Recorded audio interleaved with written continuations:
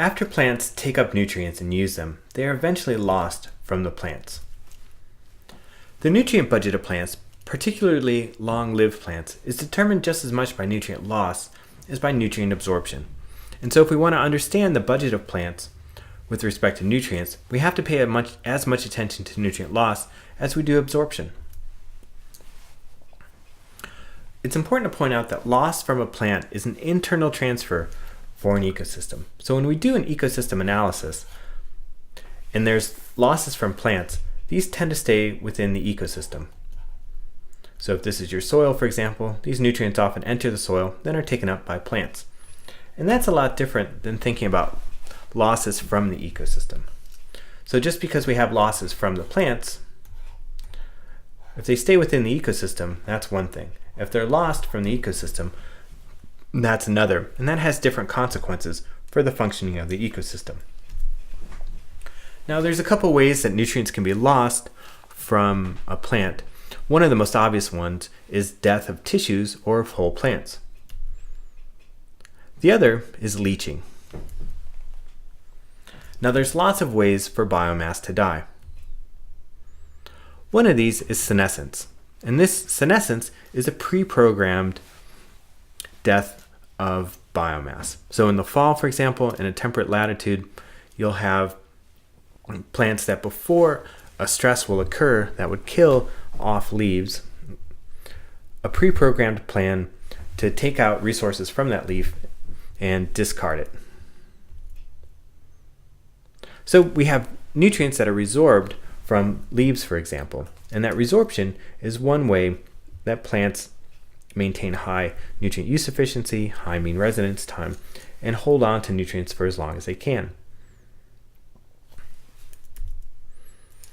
When we take a look at resorption efficiencies, so what percentage of the original nutrient is resorbed by the plant? So if we have 100 units of nutrient in the leaf, and that leaf is then lost via senescence, do they lose 90 of those units or 10? How much nutrient is it actually able to resorb and keep within its tissues before jettisoning that leaf? Well, there's actually a wide range of nutrient resorption efficiencies for leaves, and in general, about half of the nutrient concentrations are resorbed. So half the nutrients that are in the leaves are going to be resorbed before it's senesced.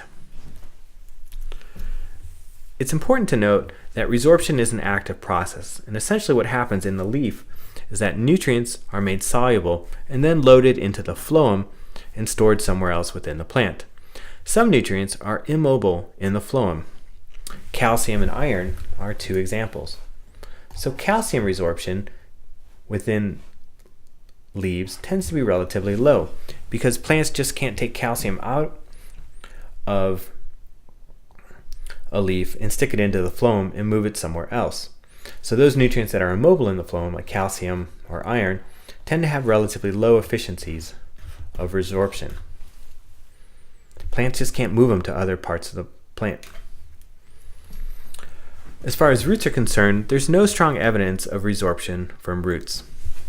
In general, part of the reason is that for leaves, if you take a look at how nutrients are allocated, we said that somewhere on the order of half of the nitrogen is associated with photosynthesis, and half of the nitrogen is associated with metabolic activity.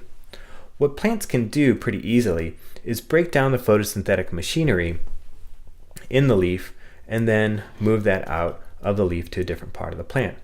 So you can take half of the nitrogen capital within a leaf, break it down and move it, and still maintain your metabolic processes. In a root, for example, almost 100% of the nitrogen is metabolic. As you start to break down the metabolic machinery of a root in order to try and move nitrogen out of that root before it's killed off, you quickly lose the ability to break down materials and have that root function and still move materials out of there. So there just isn't a labile pool of nitrogen that can be broken down and moved out of the root. Leaves, on the other hand, have this large pool of non-metabolic nitrogen. All that photosynthetic machinery, rubisco, and chlorophyll, for example, can be broken down and still maintain function. And in general, that's what plants do in their leaves if they're going to resorb nitrogen, is break all of it, the photosynthetic machinery, down and move it out of there. Now, plants also can lose leaves to herbivory. And the amount of herbivory that happens varies across systems, but it can be a lot. And in some systems, you can have somewhere on the order of 99% of your NPP being eaten by herbivores in a given year. That means it's also 99%. I should probably say that this is above ground net primary productivity. So 99% of the biomass that's produced above ground can be eaten, and that means about 99% of your nitrogen goes from plants into herbivores. So a lot of your nitrogen can move through herbivores in some systems. In addition, herbivores tend to take the highest nutrient tissues first, which means those tissues with the highest nutrient concentrations that might be the most active are the first ones to be removed. So in many systems, herbivory accelerates nutrient cycling. Not all systems, but in many systems. And the reason for this is that there's two pathways for nitrogen. If it starts in a plant, it can go into herbivores, or it can go into the soil and then be decomposed by microbes. This pathway is a lot slower than this pathway. So plants, if they resorb nitrogen, for example, are going to produce tissues that are lower in nitrogen concentrations, and microbes decompose them more slowly than herbivores do. And herbivores recycle their nitrogen relatively fast also. So when you have herbivory, instead of having dead material that accumulates on the surface of the soil, causing very slow return of those nutrients as microbes decompose them, herbivores speed that system up and make things happen a lot faster. The second pathway of nutrient loss from plants is leaching. And leaching might not be as high as herbivory can be, for example, or resorption, but in many systems it can be very important. On average, we think somewhere on the order of 15% of the nitrogen that's put into leaves is going to leach out.